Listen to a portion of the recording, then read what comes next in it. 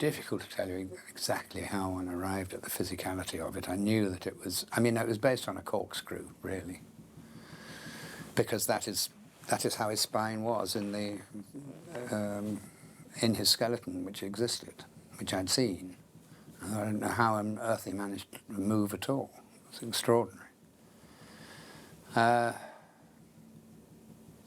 How one gets, you know, I mean, there is a dignity to him. There has to be a dignity to him.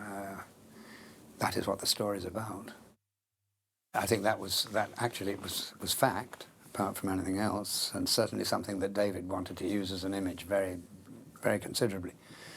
And we rather played into our hands as well, because David was rather anxious to show the full makeup of the Elephant Man rather earlier in the film than certainly I felt it should be. I thought the longer we can hold on without the full image being seen, the better. And being as the makeup was therefore, because we were so behind with it, and we were working on it while we were shooting as well, this was going on.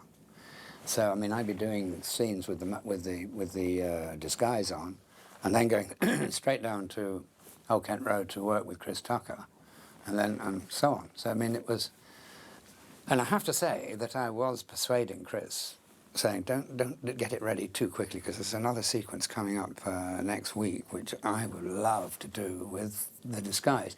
Partly because the disguise was so incredibly successful. As you say, people remember it. Indeed, when it showed in Japan, it did so well in Japan that, see, I think it's the only reason that I saw any money from the back end of it, because there wasn't time to hide it. But that aside, my friend Jeremy Thomas, producer, was in Japan, and he said the streets of people, kids running around all the time with paper bags over their head and one piece saying, "Elephanta man, Elephanta man." So it was, it obviously had an impact, yeah. There was absolutely no need to improvise anything. It was, I mean, I'm not against improvisation if it's going to get you somewhere. There was a very, very precise and beautifully written script. And I prefer it that way. I much prefer a writer to write it than me. Even though, arguably, you know more about the character than anybody else. It doesn't mean to say that you're going to come up with the best lines. And the scenes were so exquisitely written, there was no need to improvise anything, I don't think. I mean, there was so much food for the imagination, and that's, after all, what any performance is based on, an imaginative leap.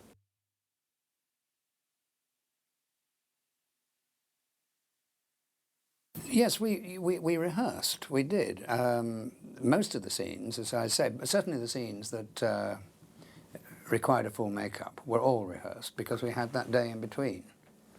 And we had plenty of time to do it as well. It was a actually extremely good way of working. We got a huge amount done in the day with a running buffet. And then we had that luxury of being able to rehearse scenes properly on the day in between. The two big ones. Well, I think Anthony, I'm on record as saying many times, I think it was an absolutely superb performance. It was hugely helpful to me. And it was hugely helpful, the fact that he was so respectful of and moved by the makeup and so on. And was very vocal about that at the beginning, which really made me feel very much more confident, because it's difficult, you know, it's a difficult situation. If there was the slightest chance of it being a bit of a laugh, I would have been sunk. He was terrifically helpful, very helpful. And I mean, really we didn't have a lot of conversation during it, because there wasn't much. I mean, I was not in a position to have much of a conversation, you know.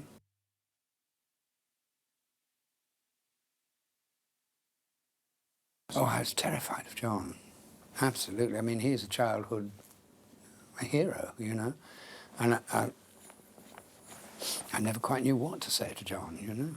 We got on, I think, terribly well, but you know, he was very, very aloof, John, and very difficult. I mean, I have every now and then people say that they're frightened of me, and I just think, well, if it's anything like that, then I must do everything I can to put them at their ease, because it's not a nice feeling. It's not a very nice feeling to be in awe of someone. But we got over it. We got over it. But I was very in awe of John Gilbert, who, one of the great actors.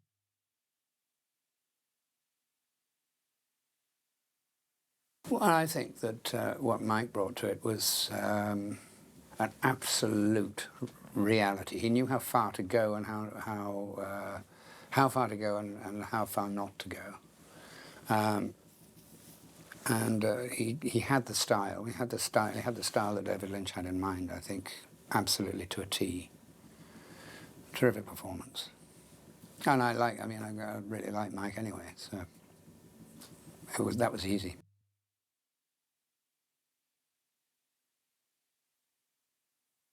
She was terrific in it. And she shouldn't be left out. Yes, you're quite right. Shouldn't be left out at all. And she was hugely helpful. She was very encouraging. It was in the early days, because I think the first scene I did was the scene where I'm the Friends scene, you know, when I'm in their house and looking at the mantelpiece and seeing the photographs and so on. And I really thought they'd found a way to make me not enjoy filming the first day. It was tough. I had no idea how it was going across or anything. She was very helpful, terrifically. And apart from that, her own performance was spot on.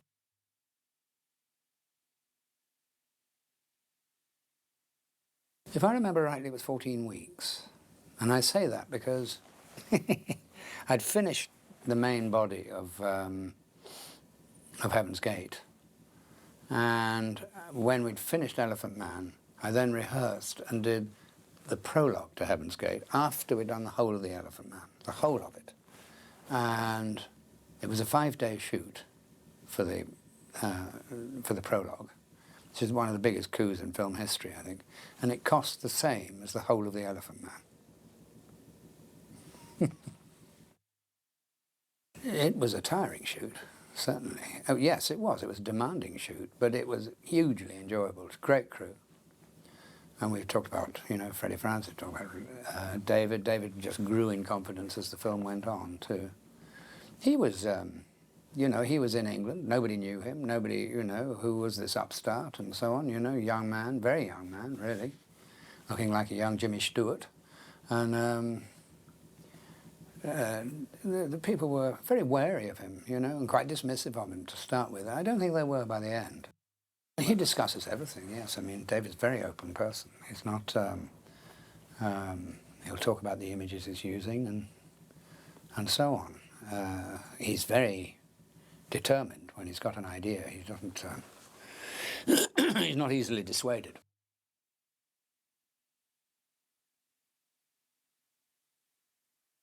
I don't think anything was changed from the original script. There was stuff that was left out. In fact, I can remember calling up once. I hadn't heard anything after we'd finished shooting for about 3 or 4 months. I said, "How's it all going?" And there was a pause at the other end, and they said, "Well, John, there's a film in here somewhere," which was fairly distressing. I thought, oh, I don't know what that means. Don't say all that effort's gone down the tubes. But no, it came out fine.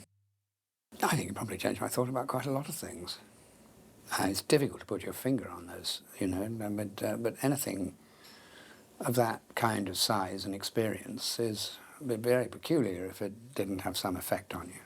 I think it definitely did. Probably in my own demeanour as well. In what way? Oh, well, I think it puts you into quite a humbling position. Exploitation is an endless argument because whatever is good, there is always a bad to it. There's no such thing as being simply good or simply bad, and you can always find a way of pointing the finger in an adverse way. In the same way, if you really care, you can usually find rather a good way to point a finger too. It's often not as exciting. There was a lot of discussion about Treves' motives, yes. And there's no question of the fact that Treves was an ambitious man. But I think also there's no question of the fact that that's why it's never so black and white, you see. I mean, he may well have started off the whole procedure as, my goodness, this is really interesting, this is going to be fascinating as a medical thing. And then he became involved with the person, with the very character and being of John Merrick. And I think certainly the way in which we played it. I mean, you can't be real. You can create your own reality, but you can't be real. So, because we don't know what the reality of it was, and otherwise we'd be making a documentary. But the way in which we saw it was that he became more and more involved, and hopefully, as the audience, as he saw more, the audience saw more, and really explaining quite a simple premise that people are not necessarily what they appear to be. Well, let me say this about that, as J.F. Kennedy would say.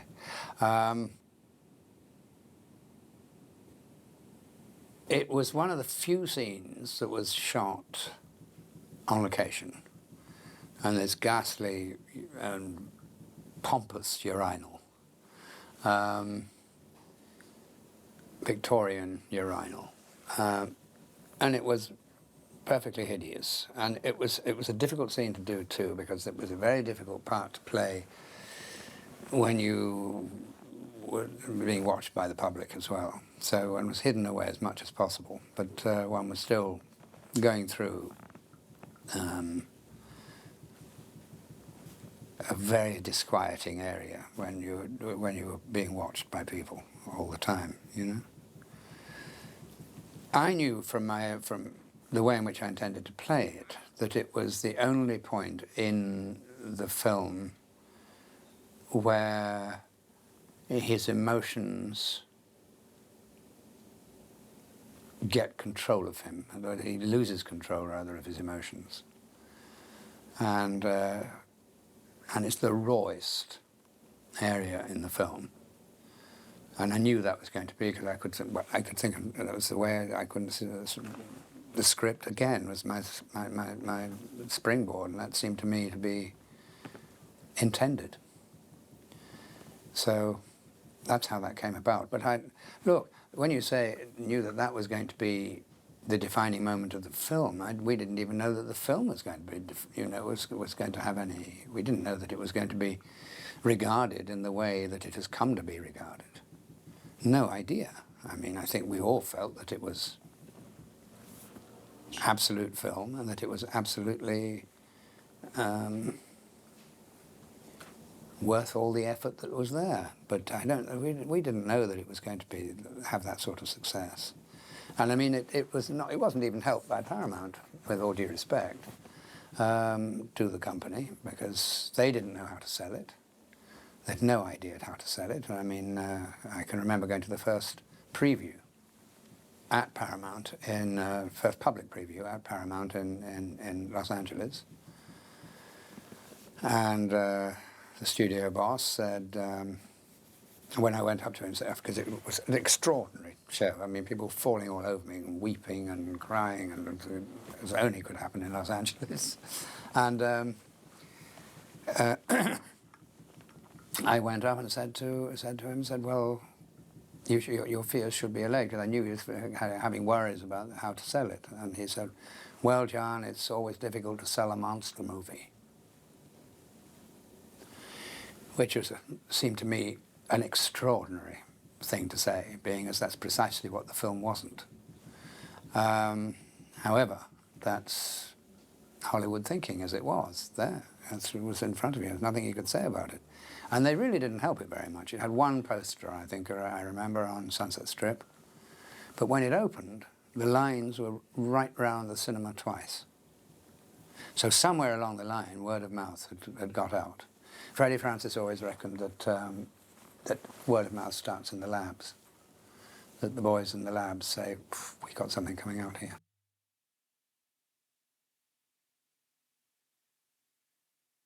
I think we were aware it found its audience from the very beginning. But you see, these are in the days when you could open a film in one cinema in New York and one cinema in Los Angeles, and then when it filled out to capacity and people were screaming, you could open in another one and then another one, and it's what you call a mushroom opening. You can't. Very, very rarely does that happen nowadays. It's usually a blanket opening. In which case, I think probably Elephant Man would have died the death, because I think it needed. It was a word-of-mouth film. As I say, it wasn't given a huge amount of help from Paramount, as it was then. And but I think we were aware of the fact that it was that it found its audience all right from the very beginning. And then there was a big buzz about it. And of course, it was the beginning of the year. It was March opening. So we got scuppered for Oscars and things. What I know now is I certainly didn't know then that if you're going to get Oscars, then you have to have big campaigns, which seems to me to be repulsive, really. It shouldn't have to have campaigns, and you shouldn't have to go campaigning to people to vote for you. I mean, it's ridiculous somehow, you know. But I spent most of the time on the Oscar night, because we got 8 nominations and no Oscars. And I said, look, if we'd got 1 Oscar, it would have destroyed the uniformity. We can't have that. No, it's good. 8 Oscars, no Oscars. I mean, 8 nominations, no Oscars. Fine. And everybody lightened up and laughed for a little bit, but then 5 minutes later, they were very serious about Oscars in America. It's the film, certainly, that, as far as I know, that David set out to make, and it's certainly the film that I set out to make. I mean, everything in it is what I hoped to do. You know, of course, you could always feel you could do one scene a bit better or whatever, but you know, it's what was intended.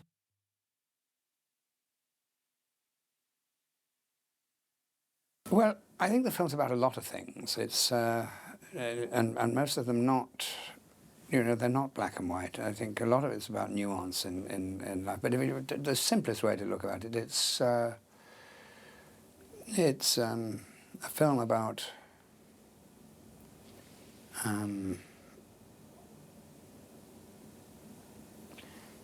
enlightening a public as to what is deeply misunderstood. It's things are not what they seem to be.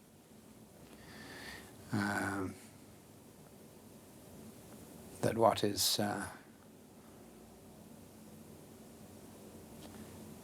it's in a line, really. It's in a line of things that, in a sense, that I've done, and it's about many of the same things as, say, the Naked Silver Servant. It's about, but it's much more right on, in a sense.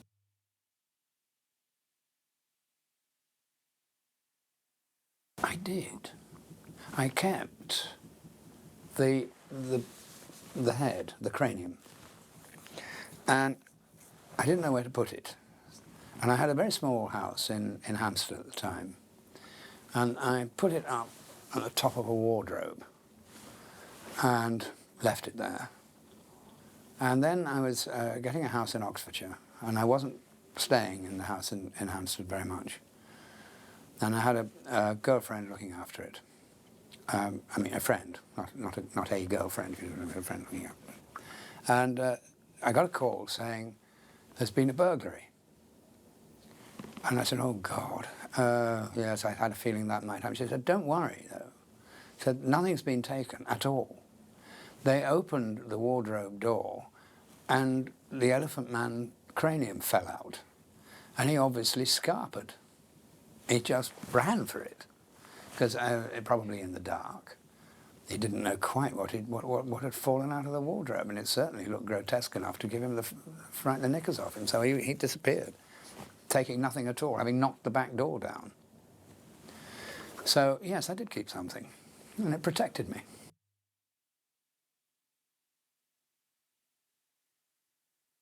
I often think of him when, in respect of lives much less fortunate than our own. And it's something I think we perhaps don't think enough about. You know, I mean, but as I say, I don't want to sound precious, but we are probably in the top 2% in the world in terms of what fortune we have. And when people are talking about the sanctity of life, I think they should take a little look at other people who may not totally agree.